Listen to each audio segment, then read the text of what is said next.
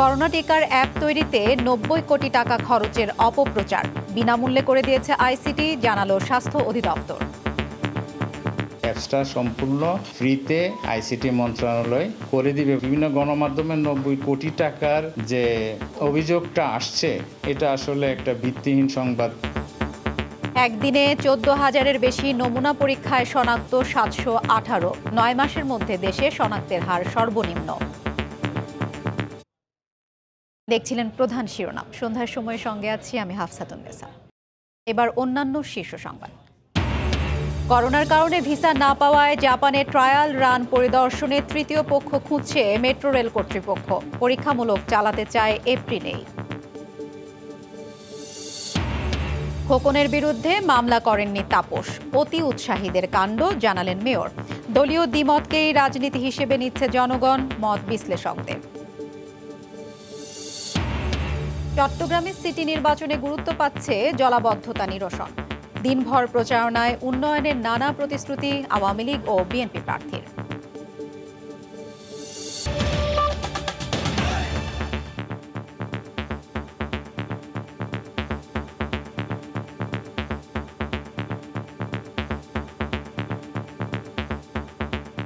Corona টিকার নিবন্ধন app তৈরিতে ৯০ কোটি টাকা খরচ নিয়ে পত্রিকায় প্রকাশিত খবরটি ভুয়া। এ নিয়ে চালানো হচ্ছে অপপ্রচার। এত টাকা তো দূরের কথা, অ্যাপটি বিনামূল্যে করে দিয়েছে তথ্য ও যোগাযোগ প্রযুক্তি মন্ত্রণালয়, জানিয়েছে স্বাস্থ্য অধিদপ্তর ও আইসিটি বিভাগ। এদিকে তথ্য প্রযুক্তি বিশেষজ্ঞরাও বলছেন, একটি অ্যাপ তৈরিতে এত খরচ হবার কথা নয়। করোনা টিকার অ্যাপসটি মানসম্মত করার দিকে নজর দেওয়ার তাগিদ তাদের। ২১ থেকে ২৫ জানুয়ারির মধ্যে দেশে আসছে করোনার টিকা। সেই টিকা কিভাবে প্রয়োগ করা হবে তার একটি গাইডলাইনও ঠিক করেছে স্বাস্থ্য অধিদপ্তর। অধিদপ্তর থেকে বলা হয়েছে, জাতীয় পরিচয়পত্রের নম্বর দিয়ে অ্যাপসের মাধ্যমে টিকার জন্য নিবন্ধন করতে হবে গ্রহীতাকে। একটি গণমাধ্যমের খবর বলছে, সেই অ্যাপস তৈরিতেই নাকি সরকারের কোষাগার থেকে যাচ্ছে ৯০ কোটি টাকা।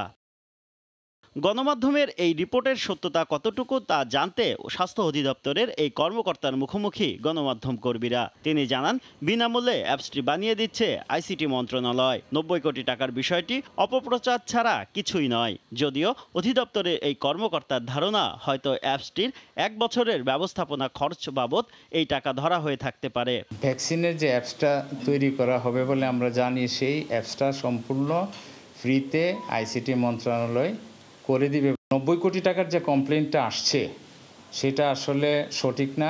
করোনা ভাইরাসের সংক্রমণের আপডেট তথ্য দিয়ে এর আগেও ৫০ লাখ টাকা ব্যয়ে একটি অ্যাপস বানিয়েছে সরকার। সেই অ্যাপসটিকেই আধুনিকায়ন করা হচ্ছে বলে জানা গেছে।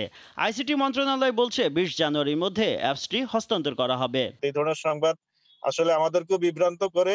মূল কথা হচ্ছে, করোনা ভাইরাসের যে ডাটাবেস, এটা করার জন্য যে অ্যাপসটি করা হয়েছে, এটিও সম্পূর্ণ বিনামূল্যে।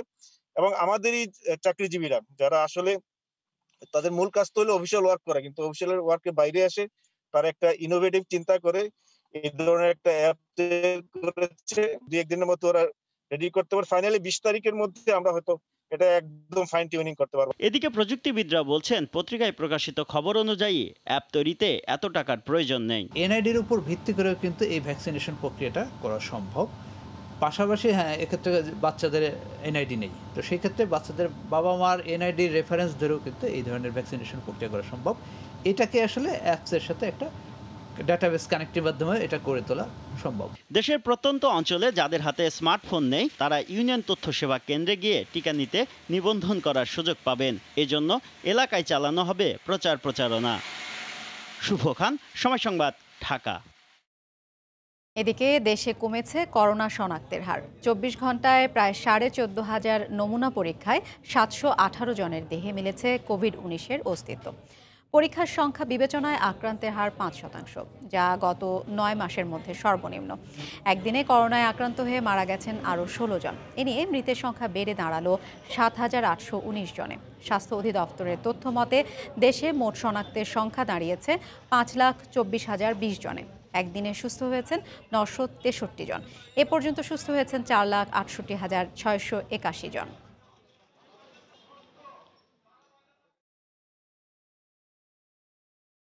করোনার কারণে ভিসা না পাওয়ায় জাপানের ট্রায়াল রান পরিদর্শনে তৃতীয় পক্ষ খুঁজছে মেট্রো রেল কর্তৃপক্ষ। বলছেন, নিজেরা যেতে না পারলেও এমন কাজে দক্ষ সেখানকার স্থানীয় বা ভিসা জটিলতা নেই এমন দেশের কোনো প্রতিষ্ঠান খোঁজা হচ্ছে। এসব বিপত্তি পেরিয়ে এপ্রিলে পরীক্ষামূলক চলাচলেই বদ্ধপরিকর তারা। মিজানুর রহমানের ক্যামেরায় রাশেদ লিমনের রিপোর্ট। কথা ছিল চলতি মাসেই মেট্রো রেল কর্তৃপক্ষের সামনে হবে জাপানে রেলের ট্রায়াল রান। সব ঠিকঠাক থাকলে জাপানের ওবে বন্দর থেকে জাহাজে চেপে রেল আসবে মোংলা বন্দরে, সেখান থেকে নদীপথে সরাসরি দিয়াবাড়ি। তবে করোনার জটিলতায় আটকে আছে ভিসা। এ মাসের শেষেও জটিলতা না কাটলে বিকল্প পথ খুঁজছে কর্তৃপক্ষ। সেক্ষেত্রে নির্ধারিত সময় অর্থাৎ এপ্রিলে পরীক্ষামূলক রেল চলাচলের জন্য প্রয়োজনে তৃতীয় পক্ষের মাধ্যমে জাপানে ট্রায়াল রান পরিদর্শনের ব্যবস্থা নেওয়ার কথা জানিয়েছেন প্রকল্পের ব্যবস্থাপনা পরিচালক। এশিয়ান কান্ট্রি থেকে জাপানে কেউ যেতে পারবে না, কিন্তু কিছু কিছু কান্ট্রিকে অ্যালাউ করা হয় যে তারা যেতে পারবে। এই জন্য আমরা কোন কোন দেশে এই ধরনের third party proven inspection team আছে তাদের সাথে আমরা একটা যোগাযোগের চেষ্টা করছি। এদিকে ট্রায়াল রানের জন্য প্রথম 3টি স্টেশনে রেল লাইন বসানোর কাজ চলছে দিনরাত। পরিকল্পনা আছে আরও 2টি স্টেশন এতে যুক্ত করার। বড় ধরনের বাধা না আসলে স্বাধীনতার সুবর্ণ জয়ন্তীর এই বছরের বিজয় দিবসেই উত্তরা থেকে মতিঝিল পর্যন্ত রেলের আনুষ্ঠানিক যাত্রা শুরুর প্রত্যাশা কর্তৃপক্ষের। আমরা এই টার্গেটটা মাথায় রেখেই যেহেতু কাজ করছি, আমরা এই মুহূর্তে এই টার্গেটটা থেকে কোনো ডেভিয়েশন করতে চাচ্ছি না। মূল লাইন 2 লেনের হলেও প্রথম স্টেশন থেকে ডিপো পর্যন্ত যুক্ত করা হয়েছে আরও 2টি লেন। প্রথম 3টি কিংবা 5টি স্টেশন দিয়ে শুরু হবে মেট্রো রেলের ট্রায়াল রান। বিপত্তি যতই আসুক না কেন, এপাশের প্রস্তুতি কিন্তু অনেকটাই সেরে ফেলেছে কর্তৃপক্ষ। সে লক্ষ্যে লাইন টানা অনেকটাই শেষ, বাকি আছে শুধু প্রথম স্টেশন থেকে ডিপো পর্যন্ত লাইন টানার কাজ, যা নির্ধারিত সময়ে শেষ হবে বলেই আশা করছেন তারা। তবে সেক্ষেত্রে সব কিছু নির্ভর করছে মেট্রো রেলের প্রথম কোচ কবে আসছে বাংলাদেশে তার উপরে। রাশেদ লিমন, সময় সংবাদ, ঢাকা। চট্টগ্রামের বড় সমস্যা জলাবদ্ধতা নিরসনের প্রতিশ্রুতি দিয়েই সিটি নির্বাচনের মাঠ চষে বেড়াচ্ছেন বিএনপি ও আওয়ামী লীগের মেয়র প্রার্থী। গণসংযোগ করে চাচ্ছেন দলীয় প্রতীকে ভোট। মাঠ সরগরম রেখে দিচ্ছেন নানা উন্নয়নের প্রতিশ্রুতি। শফিকুল আলমের প্রতিবেদন। নৌকার স্লোগানে স্লোগানে মুখর নির্বাচনী মাঠ। মঙ্গলবার সকালে নগরীর বহদ্দাহাটে লিফলেট বিতরণ করে গণসংযোগ করেন আওয়ামী লীগের মেয়র প্রার্থী রাজাউল করিম চৌধুরী। চান নৌকা মার্কায় ভোট। এর আগে ব্যবসায়ীদের সাথে মত বিনিময় সভা করেন তিনি। মেয়র নির্বাচিত হলে প্রতিশ্রুতি দেন জলাবদ্ধতা নিরসনে অগ্রাধিকারের। আমাদের যে বর্জ্য ব্যবস্থাপনার যে অব্যবস্থা রয়েছে সেটাকে আমি মোটামুটি একটা শৃঙ্খলার মধ্যে আনার চেষ্টা করি। জনগণ এটার জন্য খুব দুর্ভোগ পোহাচ্ছে। পরিপূর্ণ মুক্তি লাভ করতে হলে জলাবদ্ধতা থেকে নতুন খাল খনন করতে হবে, ভরাট খালগুলো পুনঃখনন করতে হবে, নালা নর্দমা পানি নিষ্কাশনের যে ব্যবস্থা প্রতিবন্ধকতা আছে সেগুলোকে আমাদেরকে দূর করতে হবে। স্লোগান ও করতালিতে মুখর চট্টগ্রাম সিটি নির্বাচনে বিএনপি শিবিরও। নগরীর আমবাগান থেকে গণসংযোগ শুরু করেন বিএনপির মেয়র প্রার্থী ডাক্তার শাহাদাত হোসেন। পোস্টার নিয়ে মিছিলে অংশ নেন শত শত নেতাকর্মী। চান ধানশীষে ভোট। এখানে সবচেয়ে বড় অভাব হচ্ছে সমন্বয়ের অভাব। সমন্বয়ের কারণে কিন্তু এই প্রজেক্টগুলো ফুলফিল হচ্ছে না। সমস্ত সেবা প্রদানকারী সংস্থাকে সমন্বয়ের মাধ্যমে জলাবদ্ধতা মুক্ত একটি চট্টগ্রাম ইনশাআল্লাহ আমরা উপহার দেব। চট্টগ্রাম সিটি কর্পোরেশন নির্বাচনে ভোটার 19 লাখের বেশি। 27 জানুয়ারি ভোট গ্রহণ হবে ইভিএমে। শফিকুল আলম, সময় সংবাদ, চট্টগ্রাম। পিকে হালদারের পিপলস লিজিং এর বিরুদ্ধে 4টি আর্থিক প্রতিষ্ঠানে 3,993 কোটি টাকা ভুয়া ঋণ দেওয়ার তথ্য মিলেছে দুদকের অনুসন্ধানে। এর বেশিরভাগ অর্থ লোপাট হলেও মঙ্গলবার ওই 4 আর্থিক প্রতিষ্ঠানের নামে থাকা 960 কোটি টাকা জব্দ করেছে দুদক। এসব প্রতিষ্ঠানের 11 জনকে জিজ্ঞাসাবাদের দ্বিতীয় দিনেও দুদকে হাজির হননি অভিযুক্তরা। পিপলস লিজিং এর 3600 কোটি টাকা লোপাটের ঘটনার তদন্তের মধ্যেই peoples leasing and financial service limited থেকে কাগুজে 4 প্রতিষ্ঠানকে 3,993 কোটি টাকা ঋণ দেওয়ার প্রমাণ পেল দুর্নীতি দমন কমিশন। এদের মধ্যে 2015 থেকে 19 সাল পর্যন্ত বিভিন্ন মাধ্যম দেখিয়ে নওশরুল ইসলামের ভুয়া প্রতিষ্ঠানের নামে জমা হয় 3,520 কোটি টাকা, যার মধ্যে 2,432 কোটি টাকাই তুলে নেয় প্রতিষ্ঠানটি। একইভাবে মমতাজ বেগমের ভুয়া প্রতিষ্ঠানের নামে 4 কোটি টাকা, বাসুদেব ব্যানার্জির কোম্পানির নামে 764 65 কোটি টাকা এবং পাপিয়া ব্যানার্জির নামে 5 কোটি 35 লাখ টাকা জমা হয় ঋণ হিসেবে, যার মধ্যে 960 কোটি টাকা ছাড়া বাকি অর্থই এরই মধ্যে তুলে নেয় প্রতিষ্ঠানগুলো। অনুসন্ধানে উল্লেখ করা হয়, অভিযুক্তদের নামে থাকা শিপিং ও এমটিবি মেরিনের নামের প্রতিষ্ঠানের ব্যবসার পরিধি বাড়ানোর উদ্দেশ্যে ঋণ নেওয়া হয়। পরে পুরো অর্থ ফার্স্ট ফাইন্যান্স লিমিটেডের নামের কোম্পানিতে সরিয়ে নেওয়া হলেও সমন্বয় দেখানো হয় পিপলস লিজিং এর লেনদেনের খাতায়। তবে অর্থ জব্দ করা অভিযুক্ত ব্যক্তিদের মধ্যে মঙ্গলবার নেচার এন্টারপ্রাইজ ও এমটিবি মেরিন লিমিটেডের মালিক নওশেরুল ইসলাম ও তার স্ত্রী মমতাজ বেগম দুদকে হাজির হওয়ার কথা থাকলেও ছিলেন অনুপস্থিত। অন্যদিকে জব্দ হওয়া 769 কোটি টাকার বিষয়ে বাসুদেব ব্যানার্জি ও পাপিয়া ব্যানার্জিকে জিজ্ঞাসাবাদের সময় দেওয়া হয়েছে 13ই জানুয়ারি। সব মিলে 14ই জানুয়ারি পর্যন্ত পিপলস লিজিং এর সিইও ও এমডি সহ আরও 6 জনকে জিজ্ঞাসাবাদের জন্য নোটিশ দেওয়া হয়েছে। সেলিয়া সুলতানা, সময় সংবাদ, ঢাকা। কলকাতা সহ ভারতের বিভিন্ন শহরে পৌঁছে গেছে সেরামের কোভিশিল্ড টিকার প্রথম চালান। এ বিষয়ে বিস্তারিত জানাতে কলকাতা থেকে সরাসরি যুক্ত হচ্ছেন সহকর্মী সুব্রত আচার্য। সুব্রত।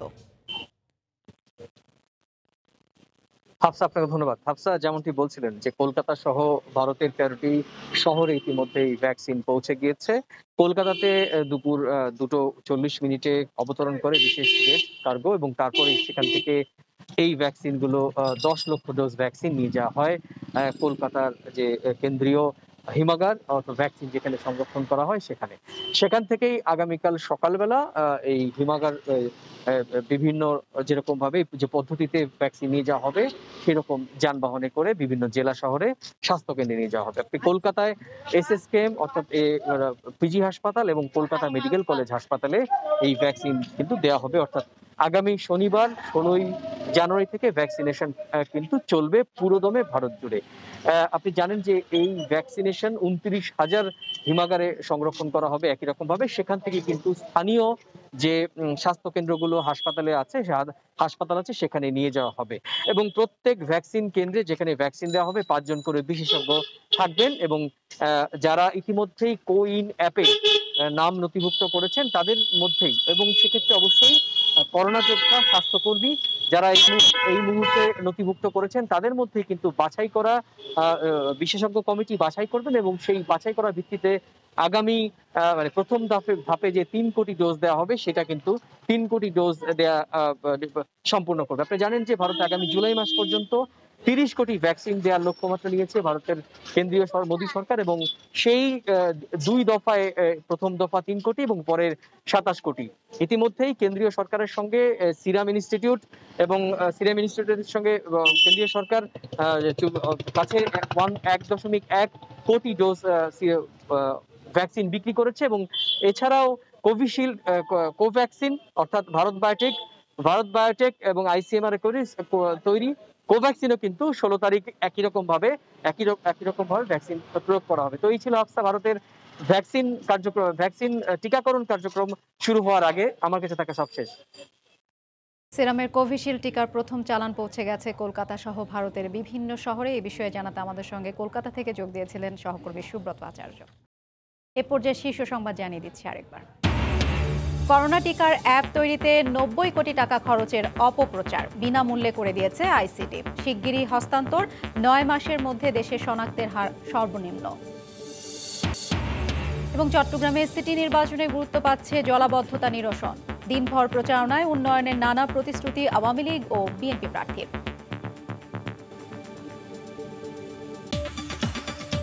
এই ছিল সন্ধ্যার সময়, সঙ্গে থাকুন সময়।